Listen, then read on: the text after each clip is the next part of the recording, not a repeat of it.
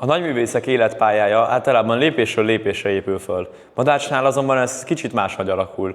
Gyakorlatilag egyetlen egy művét ismeri az egész világ, az ember tragédiáját. Ezzel kapcsolatban Hály János úgy fogalmaz, olyan, mintha egy vidéki libalegelőn felkészített focistát bedobnánk a világbajnokságra, és az ott se perc alatt gólkirály lesz.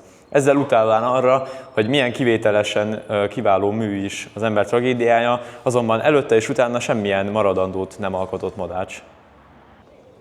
Jó napot kívánok! Haraszti Domonkos vagyok, a Pécsi Művészeti Gimnázium Pancsi nevű csapatából, és szeretnék köszönteni mindenkit, aki a mi kis videónkat nézi.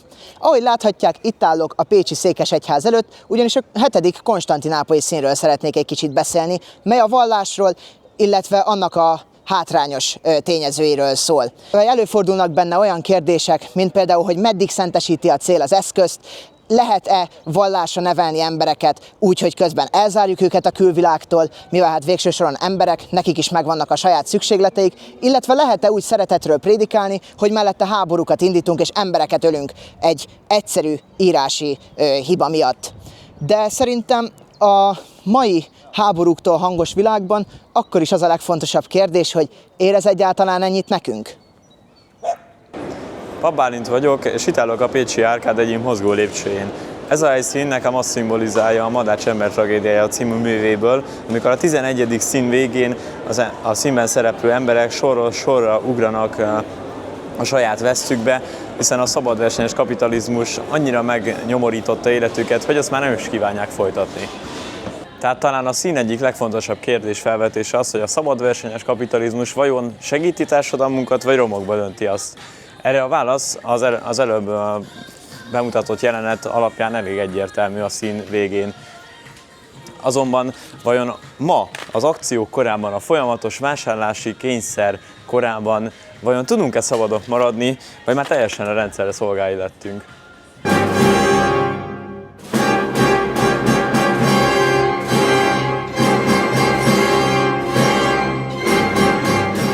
Innét jelentkezek a Pécsi Falanszterből, a Szent Ágótai Kutatóközpontból. Az én nevem Vértes Bulcsú, és a csapatom képviseletében állok most a kamera előtt. Ebben a színben Madács egy futurisztikus, de hozzám mégis egyre közelebb kerülő világot mutat be. Az embereknek van joga kiirtani állat- és növényfajokat csak azért, mert nem hasznosak. Van joga embertelen körülmények között tartani őket, hogy szenvedjenek és meghalljanak. És mindezt haszonélvezeti jogból? Én nem így gondolom. A tudósok vajon felelősségre vonhatók a találmányaik miatt? Készíthetnek halálos fegyvert, és utána hazamehetnek, benézhetnek a tükörbe, megcsókolhatják a gyerekeiket, és nyugodt szívvel feküdhetnek le aludni?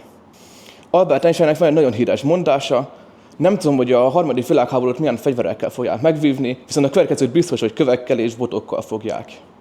Hogy Madács által ezt a bemutatott világot elkerüljük, egy nagyon fontos üzenet, hogy mindenki legyen önmaga, ne engedjük, hogy elvegyék tőlük azt, akik vagyunk, és mindenki hallgasson a szívére. És akkor teljesen elkerülhetjük ezt a világot. Nem lehet filmezni, kapcsolják ki. Én Haraszti Balázs vagyok, a csapat 4. tagja. Ma itt vagyunk a Pécsi Zsolnai negyed planetáriumában. Engedjék meg, hogy a planetárium segítségével egy lépéssel közelebbről tekintsünk Madács az ember tragédiának egyik legelgondolkodtatóbb színére, ami nem más, mint az űr. Ebben a színben Madács az ember végső elszigeteltségét taglalja, illetve az egész világegyetem értelmét. Emellett olyan kérdéseket is föltesz, hogy egyáltalán van-e értelme az emberi létnek, vagy van-e értelme élnünk.